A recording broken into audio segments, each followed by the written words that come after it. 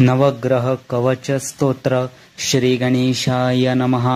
ओम शिरो मे पातु मार्तण्डः कपालं रोहिणीपतिः मुखमंगारकः पातु कंठं च शशिनंदनः बुद्धिं जीवः सदा पातु हृदयं भृगुनंदनः जठरं च शनिः पातु जिह्वां मे दीतिनंदनः पादौ केतुः सदा पातु वारः सर्वांगमेव च तिथयोष्टौ दिशः पातु नक्षत्राणि वपुः सदा अंसौ राशिः सदा पातु योगश्च स्थैर्यमेव च सुचिरायुः सुखी पुत्री युद्धे च विजयी भवेत् रोगात् प्रमुच्यते रोगी बद्धो मुच्येत बन्धनात् श्रियं च लभते नित्यं रिष्टिस्तस्य न जायते यः करे धारये नित्यं तस्य रिष्टिर्न जायते